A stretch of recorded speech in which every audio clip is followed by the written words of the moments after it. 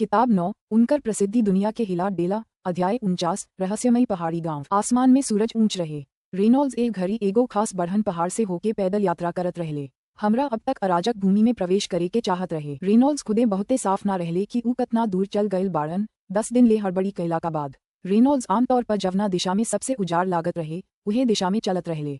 दूर से शहर देख के भी उनमें ना घुस जास। जवना पहाड़ पर रेनॉल्ड्स अब पैदल यात्रा करत रहले ऊ बेहद बढ़न रहे आ भारी मात्रा में जमीन ले रहे। बहुत देर तक पैदल यात्रा कैला के बाद रेनॉल्ड्स एगो पहाड़ के चोटी पर पहुंचले अवरी अपना चारों ओर निहार ले। अचानक उनका पता चलल कि यह विशाल पहाड़ के असल में केंद्र में एगो छोट पहाड़ी गांव बा। रेनॉल्ड्स आपन सूखल फाटल होंठ चाटता रहले। लम्हर रतन के बेल के मुट्ठी पकड़ के ऊ नीचे पहाड़ के बीचों बीच छोट पहाड़ी गांव में चढ़े लगले। यह छोट पहाड़ी गांव के भीतर लोग रहे। जब ऊ लोग रेनॉल्ड्स के भीतर घुस देखल तो ऊ लोग जिज्ञासु टकटकी लगा के ओकरा और एक नजर डाल। साफ बा ऊ लोग बहुत कम आगंतुक देखत रहले। यह छोटहन पहाड़ी गांव में काफी लोग रहे। उनकर आंख जवन देखले रहे ओकरा आधार पर अंदाजा लगावत रेनॉल्ड्स के अनुमान रहे कि यहाँ कई हजार लोग बा। यहाँ तक कि एगो खुला हवा में सराय भी रहे जवन की एकदम सरल बनावल गई रहे। रेनॉल्ड्स ओहिजा चल गईलन आ तुरते बैठ गईलन आ कहले 2 कप पानी आ फिर कुछ बर्तना शराब के बोतल। लेकिन बैठते ही रेनॉल्ड्स के कुछ ना कुछ ई जगह रेनॉल्ड्स के दिल हिल गए। उनका अचानक पता चल गई रहे कि यहाँ के हर एक आदमी से एगो विशेषज्ञ के आभा निकलेला। रेनॉल्ड्स जवन बता सकत रहले ओकरा से 6वां आ 7वां रैंक के कई गो योद्धा रहले आ 8वां रैंक के योद्धा तक। साथे कुछ ताकतवर जादूगर भी रहले। योद्धा लोग ना मैगी के बा आ बेहद ताकतवर लोग के भी। मित्र रौरा यहाँ कैसे खत्म हो गए? एगो गंजा आदमी शराब के बोतल आ 2 गो कटोरा लेके ओहिजा आ गए। आजा पीली। रेनॉल्ड्स के अब एहसास हो गए कि ई पहाड़ी गांव कवनो साधारण जगह ना है। ऊ तुरंत जवाब देले हम रोहोल्ड साम्राज्य के सीमा के पार से आयल रहनी। हम अराजक भूमि में घुसे के योजना बनावत रहनी। हम कवनो मुख्य सड़क ना ले रहनी अवरी उत्तर के ओर पहाड़ के बीच से आपन रास्ता पैदल यात्रा कईनी। जब भी हमरा कवनो नदी के सामना भइल त हम तैर के आपन रास्ता बनावत रहनी। जब भी कवनो पहाड़ से सामना भइल त हम पैदल यात्रा करत रहनी। पहाड़ हम एक छोटहन पहाड़ी गांव में भाग गइल रहती। गंजा आदमी मुड़ी हिला के हंस देहलस। त यही हाल बा कोई आश्चर्य ना। हमनी के गांव के नजदीक कवनो सड़क नहीं खे अवरी ई पहाड़ बेहद उजाड़ बा। सामान्य तौर पर हमनी के आमतौर पर 8-10 साल तक बिना एको बाहरी आदमी के देख ले रहब। एगो अवरी आदमी हंस ओहिजा चल गए। रेनॉल्ड्स के बेचैनी बढ़त जात रहे। सामने के दोनों आदमी दोनों बेहद ताकतवर रहले। शायद 7वां भा 8वां रैंक पर। दुनिया में ई जगह का है यहाँ इतना एक्सपर्ट काहे बाड़े? रेनॉल्ड्स चुपके से सोच रहले। ये दोनों लोग से शराब पी के गपशप करत रेनॉल्ड्स के पता चलल कि ये रहस्यमयी पहाड़ी गांव के लोग बाहरी दुनिया से पूरा तरह से ना कटले रहे। दरअसल ऊ लोग बाहरी दुनिया के बारे में बहुत कुछ जानत रहले। राजकुमारी मोनिका नी का आ रहल बाड़ी। गंजा आदमी अचानक कहलस। बहुत लोग एक दिशा में देखे खातिर मुड़ आ रेनॉल्ड्स भी उतने कैले। ऊ देखले कि जैड के लम्हर बाल वाली एगो सुंदर युवती पीछे से एगो परोसे वाली नौकरानी के लेके ओहिजा चलत बिया। जबकि रास्ता में बाकी गांव के लोग के गर्मजोशी से अभिवादन करत रहे। ए सुंदर मेहरारू के देख के रेनॉल्ड्स तुरते स्तब्ध हो गईलन। ऊ सुंदर चेहरा ऊ दोस्ताना मुस्कान फूलन के बीच अक्सर डेलियांस होखला का बावजूद रेनॉल्ड्स के अपना के एकदम जादू अमारल महसूस भइल। हमरा लागता हमरा ऊ जगह मिल गईल बा जवना के हमरा बने के रहे। प्लेबॉय रेनॉल्ड्स काफी कुछ युवा कुलीन महिला लोग के साथे डेली कैले रहले। लेकिन एको आदमी ऐसन ना रहे जे सफलतापूर्वक उनकर दिल हिलावे। जवना के वजह से ऊ अभी तक सिंगल रहले। बाकिर ए रहस्यमयी पहाड़ी गांव के एह लड़की के एगो बहुते अनोखा आभा रहे जवना से रेनॉल्ड्स के दिल हिल गयल। मोनिका नाम के लड़की रेनॉल्ड्स के ओर एक नजर देखल्स। रेनॉल्ड्स के तुरंत पता चलल कि मोनिका के साफ आंख में जैड के रोशनी के एगो संकेत बा। ऊ पौराणिक आत्मा में से एगो जैसन लागत रहली एकदम मोहक।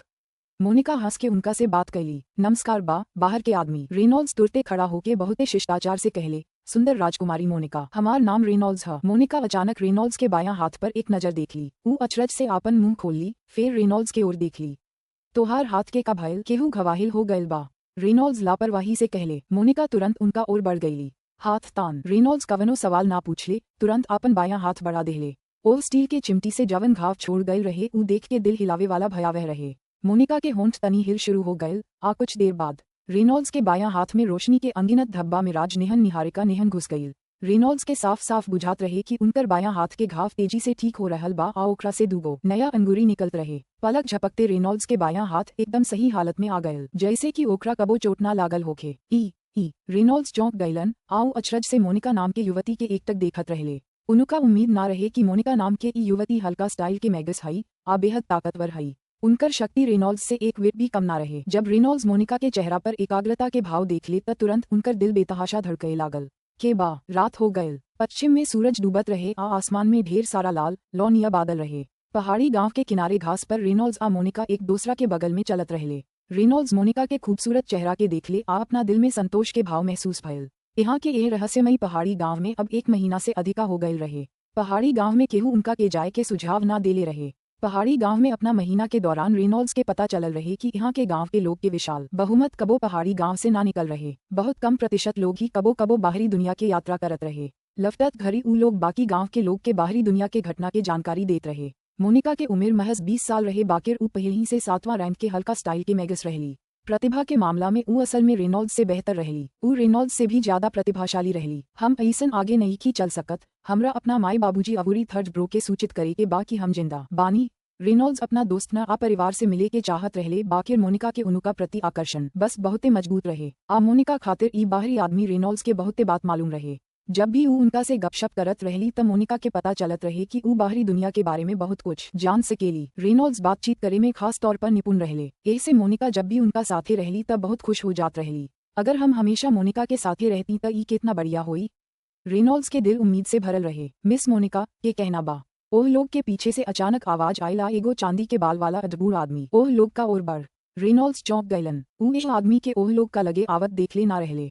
साफ बाकी वो आदमी बेहद ताकतवर रहे। अंकल मिलर ले के नाम से जानल जाला। जब मोनिका अपन माथा घुमा के चानी के छोट बाल वाला ई अद्भुत आदमी के देखली त तुरंत हंस के आवाज देली। मिलर के चेहरा साधारण ईमानदार रहे। रेनॉल्ड्स के ओर एक नजर डाल ऊ फिर दोस्ताना तरीका से मोनिका के ओर हंसले। मिस मोनिका, रात हो रहल बा, तोहार माई तोहरा घरे जाके रात के खाना खाए के इंतजार करत बाड़ी। मोनिका मुड़ी हिला के कहली। फिर रेनॉल्ड्स के ओर मुस्कुरेली। बड़का भाई रेनॉल्ड्स, हम फिलहाल घरे जात बानी, बाद में मिलब। रेनॉल्ड्स मुस्कुरा के मुड़ी हिला के भी कहले। मोनिका के गैला के बाद मिलर रेनॉल्ड्स के एकटक देखत रहले। बाहरी बच्चा, तू हमनी के पहाड़ी गांव में कुछ समय हो गईल बाड़ू, अब तोहरा एगो चुनाव करे के जरूरत बा। पसंद? रेनॉल्ड्स के अचरज भयल। मिलर शांति से मुड़ी हिला देहले। चूंकि तू हमनी के खोज पवले बाड़ू, एकर मतलब बा की नियति तोहरा के यहाँ ले गईल बा।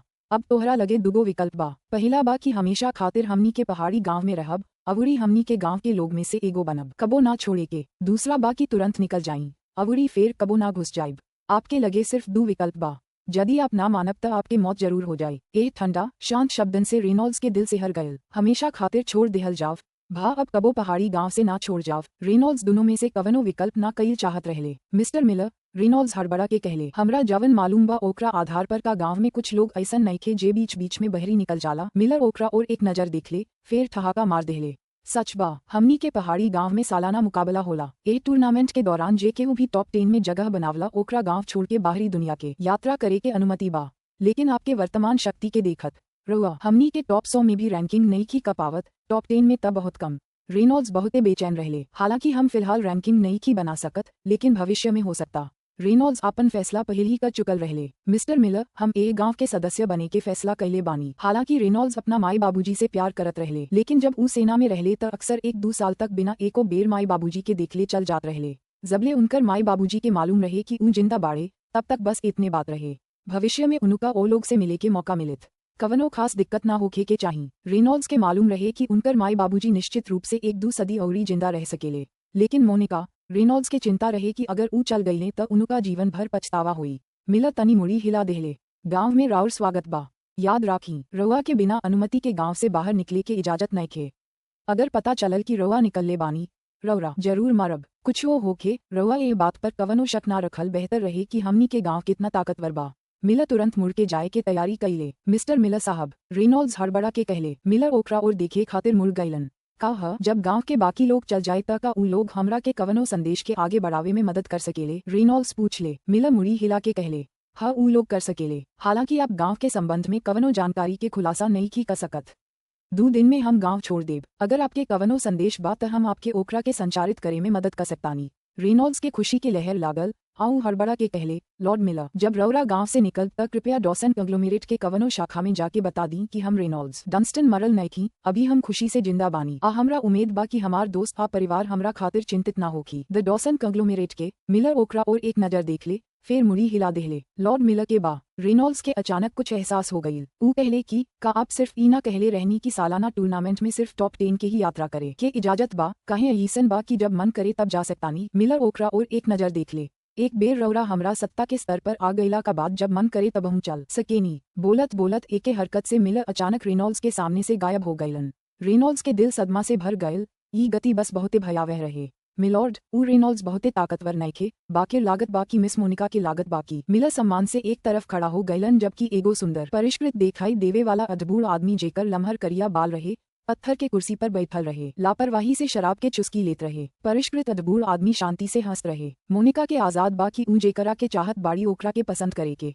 ओकरा के जबरदस्ती मत करी। रेनॉल्ड्स खातिर गांव में रहे के चुने के मतलब बाकी ओकरा में कम से कम हिम्मत बा। लेकिन मैडम, मिलर कहले। परिष्कृत अधबूढ़ आदमी हंसल। हा रहल बात एकर त हमहू कुछ ना कर सकी। अगर ऊ रेनॉल्ड्स सचमुच हमरा बेटी के पसंद ले बाड़ी त हम बस यही कर सकेनी कि ऊ मेहनत करस, ना त ऊ हमरा पत्नी के मंजूरी तक ना पास कर पई है। काल जब तू अनार के जंगल के ओर बढ़ब त सावधान रहब, अनार के जंगल के राजा के नाराज मत करी।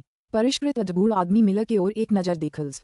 मिलड, मिलर आदर से कहले। अगला दिने सबेरे अचानक पहाड़ी गांव से दूर तेज गति से एगो धब्बा के लकीर निकल गयल। पलक झपकते ऊ आसमान में छेद करत रहे जब ऊ तेज गति से उत्तर की ओर उड़त रहे। जवना गति से ई यात्रा कईलस ऊ पूरा ड्रैगन फॉर्म में लिनले के गति से भी बहुत तेज रहे। 1 घंटा भा एकरा से अधिका बाद ऊ धब्बा अनार के जंगल में आ गयल। आश्चर्यजनक गति कम हो गईल आ ऊपर से ऊंच से मिलर नीचे नीचे टकटकी लगा के देखत रहले। Black death city forest of darkness के काफी नजदीक रहे, एकरा से मात्र 50 किलोमीटर दूर रहे। मिलर एक घड़ी सीधे माउंट ब्लैकरिवन के ऊपर रहे। हालांकि ऊ तेज गति से उड़त रहले बाकिर नीचे से हवा के तरह के ऊर्जा के एगो शक्तिशाली मात्रा के एहसास होखत रहे। केहू अउरी जे हवा के नियम में भी ट्रेनिंग करेला। मिलर के आंख चमक गयल। मिलर हवा के नियम के भी अध्ययन करत रहले। ऊ माउंट ब्लैकरिवन के ध्यान से जांच कैलन त एगो मानव रूप देखलन जवन गहीरा नीला रंग के वस्त्र पहनले रहे आ बैंगनी रंग के लंबा तलवार चलावत रहे। ऊ मानव रूप माउंट ब्लैकरिवन में कई जगह लगातार आश्चर्यजनक रूप से तेज गति से इधर उधर झिलमिलात रहे। उनका समझ के स्तर काफी बेहतरीन बा। सदियन हो गईल जब हम एगो अवूरी विंड स्टाइल एक्सपर्ट के संगे स्पैरिंग कईले बानी। मिलर के करेजा खुजली हो गयल। ऊ तेज रफ्तार से नीचे उड़ गईले। अब तक लिनले के नजर एह मानव रूप के आसमान से नीचे तेज गति से उड़त दिखाई देले रहे। मिलर सीधे माउंट ब्लैकरिवन पर एगो पेड़ के मुकुट के ऊपर उतरले। पेड़ के मुकुट पर खड़ा होके ऊ पास के लिनली के एकटक देखत रहले आ जोर से हंसत रहले। हम मिलर ही हवा के नियम के विद्यार्थी भी ही हमार दोस्त का रौरा हमरा साथे कवनो प्रतियोगिता करे के तैयार होखब। किताब 9 उनकर प्रसिद्धि दुनिया के हिला डेला। अध्याय 50 लिनले आ ओलिविया। लिनले पेड़ के मुकुट पर खड़ा आदमी के ओर देखल्स। चांदी के छोट बाल उनका के बहुत ऊर्जावान आ निडर लागत रहे। ऊ लहरदार नील रंग के वस्त्र हवा में फड़फड़ात रहे जवना से ऊ फुर्तीला आ सुंदर लागत रहले। एगो एक्सपर्ट। लिनले के एहसास रहे कि एह चांदी के बाल वाला आदमी के ताकत ओकरा से कम नइखे। हम लिनली ही। लिनले आपन पहचान छिपावे के कोशिश ना कइले। लिनले ओब्रायन साम्राज्य के लिनले। मिलर अचरज से कहले, लेकिन तब ऊ हंस गईले। हम बहुत दिन से सुनले बानी कि ओब्रायन साम्राज्य में एगो 27 साल के जीनियस बाड़े जे मूर्तिकार के रूप में, मैगस के रूप में, अवूरी योद्धा के रूप में उपलब्धि के उच्च स्तर तक पहुंच गईल बाड़े। हमरा उम्मीद ना रहे कि आज हम आपके सामना कर पाइब। आप हेडसन के बराबर रहनी। हम मिलर आपके संगे स्पैर कईल चाहब भाई। लिनले के मिलर के बारे में भी बहुत बढ़िया छाप रहे। मिलर खुला आ सीधा रहले, बस उहे तरह के आदमी जवना के लिनली पसंद करत रहले। बहुत बढ़िया। तब तेहरा साथे बढ़िया स्पैरिंग मैच हुई मिलर भाई। इतना लंबा समय प्रशिक्षण में बितावे के बाद लिनली के इच्छा भी रहे कि कवनो विशेषज्ञ के खिलाफ एगो बढ़िया स्पैरिंग मैच होके। शायद उनका अचानक कवनो अंतर्दृष्टि मिलित। लिनले अपना ऊपरी शरीर के ढकत गहीरा नीला रंग के बागडोर निकाल लेहले, ओकरा के नंगा होके देहले। आ फिर करिया तराजू जल्दी से लिनले के देह के ढनके लागल। ऊ उग्र स्पाइक ओकरा माथे, रीढ़, कोहनी आ घुटना से निकल गयल। ई देख के मिलर के आंख चमक गयल। Dragon blood warrior. हा हम कुछ समय से ई बात सुनत बानी। लिनले के देह पर नील रंग के करिया रंग के लड़ाई की ओह घुमावदार परत से ढकल होके लागल। हाथ में ब्लड वायलेट लेके लिनले मिलर के ओर देखले। आई हाथ के पलट के मिलर कहीं से चांदी के सफेद रंग के लंबा तलवार निकाल लेहले। ऊ जोर से हंस कहले, लिनली तोहरा सावधान जरूर रह। हमार तलवार तकनीक के ताकत हेडसन के हमला से ढेर कमजोर नइखे। मिलर पूर्ण आत्मविश्वास से बोले। लिनले चुपके से चौंक गईले। लिनली के बहुते बढ़िया से मालूम रहे कि हेडसन के वर्ल्ड ब्रेकर हमला कितना ताकतवर बा। सावधान। मिलर जोर से चिल्ला के कहले। फिर उनका देह हवा में कट गईल। तुरंत लिनले के बगल में दिखाई देलस। गोर के लात से लिनली तेज गति से पीछे कूद गईलन बाकिर मिलर के लंबा तलवार अबहियो लिनले के पल्सगार्ड डिफेंस पर ब्रश करत रहे। पलक झपकते लिनले कई सौ मीटर दूर एगो बड़ पेड़ के ऊपर लुक गईले। अतना अविश्वसनीय गति। लागत बा कि हमरा विंडशेडो के मंत्र के इस्तेमाल करे के बा। एह आदान प्रदान से लिनले के तुरंत समझ में आ गई कि हवा के गति पहलू के समझे के मामला में उए आदमी से नीच बाड़े। लिनले विंडशेडो जादू के मंत्र के शब्द जप करे लगले। रहल बात मिलर के त ऊ कुछ देर रुक गईलन। अबहियो ऊ चांदी के लंबा तलवार चलावत रहले जब ऊ लिनली के अपन विंडशेडो मंत्र पूरा करे के इंतजार करत रहले। जब लिनले अलीसन कईले तबे मिलर फिर से तेज गति से लिनले के ओर चार्ज कईले। लिनले हमरा के आपन अंतिम हमला दिखाई। हुश। लिनले के शरीर भी उतने तेज गति से चलत रहे। अभी जहाँ तक गति के बात रहे त दोनों बराबर रहे। अवूरी तेज गति से चकमा देके हमला कईले।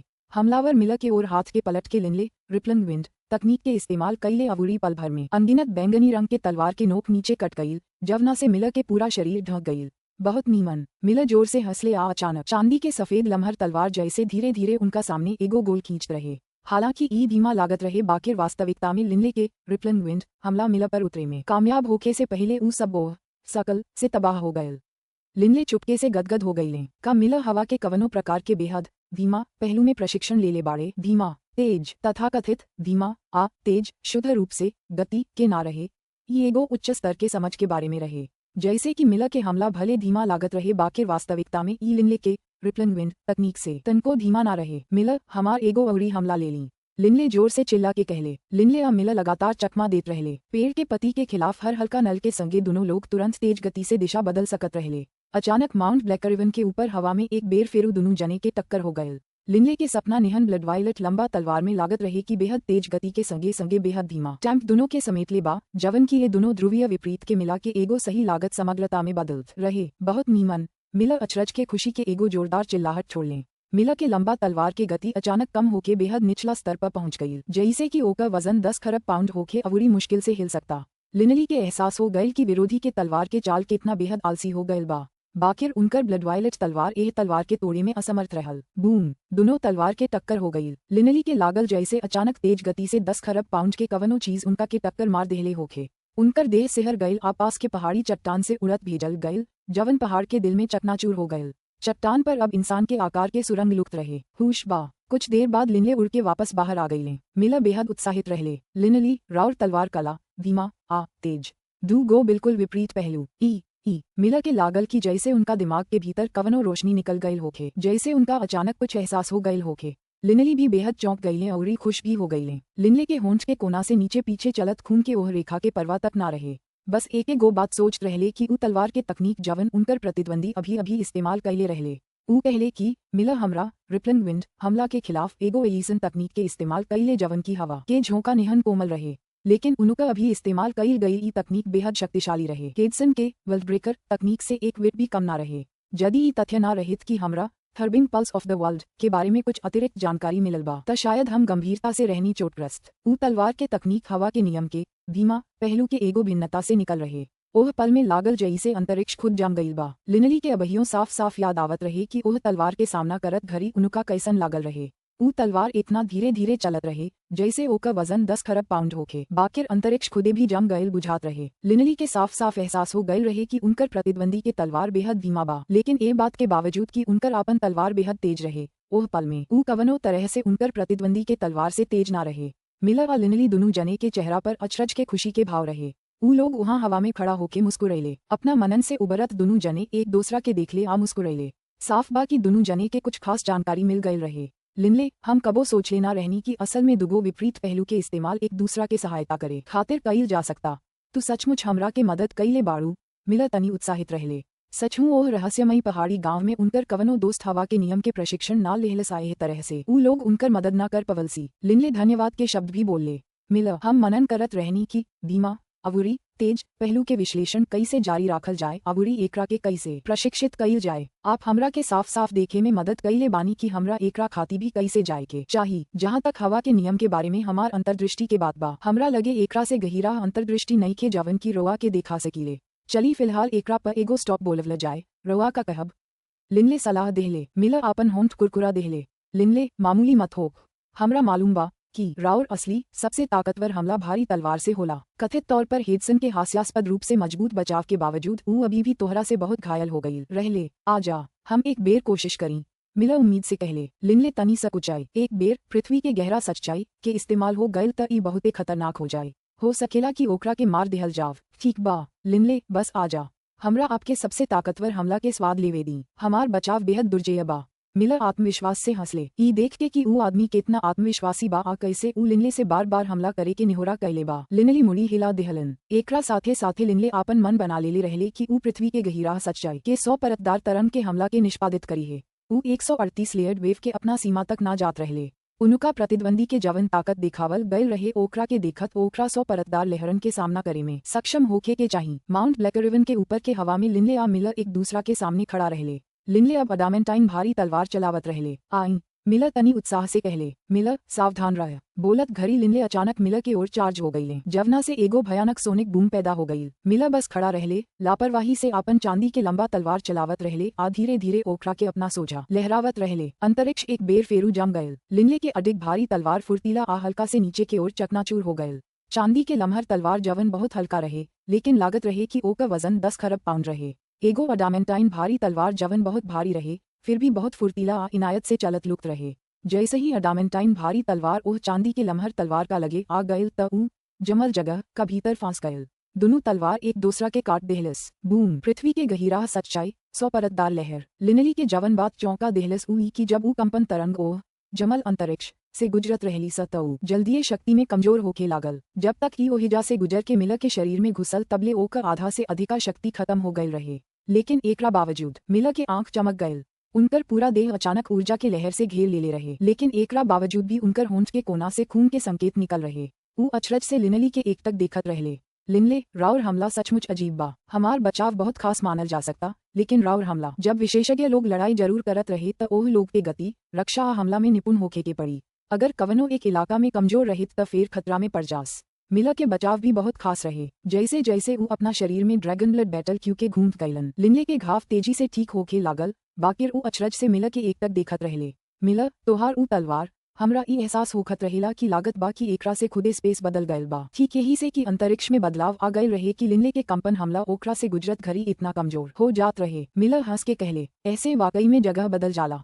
हम एकरा के साफ साफ नहीं ही बता सकत। जब आपके ए पहलू के बारे में जानकारी मिली त स्वाभाविक रूप से आप एकरा के समझब। लिनली अपना मानवीय रूप में लफटत घड़ी तनी मुड़ी हिला देहले। ठीक बा त लिनले, हमरा बहुत खुशी बा कि आज रोआ से मिलके रोआ से दोस्ती भइल बा।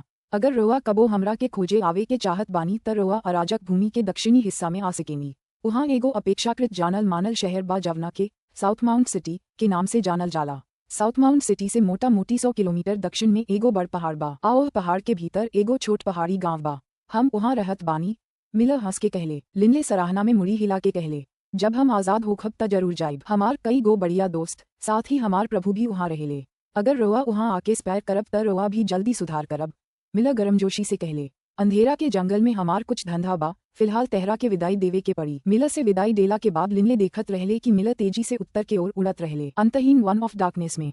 तब लिनले ठहाका मारत रहले आ छलांग लगा के पास के एगो समतल पत्थर पर उड़ गईलन। ऊ ओकरा ऊपर ध्यान मुद्रा में बैठ गईलन। चुपचाप ओह स्पैरिंग मैच के दौरान तरह तरह के गहीरा रहस्यन पर मिलल अंतर्दृष्टि पर चिंतन करत रहले। के बा यूलान महाद्वीप के उत्तर में असीम उत्तरी सागर रहे।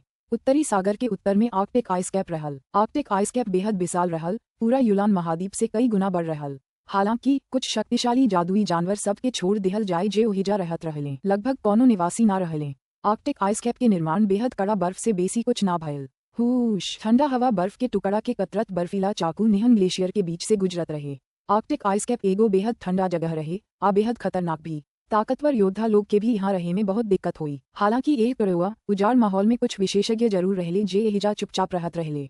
10,000 मीटर ऊंच एगो हिमखंड के नीचे दूगो विशेषज्ञ तेज गति से लड़ाई में लागल रहले। ओहमे से एगो रहले ओलिविया, उनकर प्रतिद्वंदी बहुते बढ़िया मांसपेशी वाला, बाकिर दुबला पतला क्रूर देखाई देवे वाला आदमी रहले, जेकर बाल छोट जैड रहे। क्रूर देखाई देवे वाला आदमी गहरे रंग के सोना के मुक्केबाजी के दस्ताना से ज्यादा कुछ ना इस्तेमाल करत रहे। हुश। लाइट शेडो चमक ओलिविया ओह क्रूर लुके वाला आदमी के ऊपर हवा में लुकलन, फिर अपना तलवार से नीचे की ओर काट देहलन। क्रूर देखाई देवे वाला आदमी एह हमला के चकमा दे देहलस। अवरी फिर तुरंत ओलिविया के खिलाफ अपना गोड़ से शातिर तरीका से लात मार के बाहर कर देलस। गोड़ के सतह पर हवा के एगो किनारा साफ लुकत रहे आओ ओलिविया के खिलाफ युद्ध के ब्लेड नियर काटता रहे।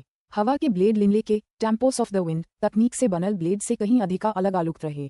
बूम। ओलिविया आ उनकर तलवार दुनू एह लात से उड़त भेजल गयल, उतरल आ कठोर जमल जमीन पर शातिर तरीका से चकनाचूर हो गयल।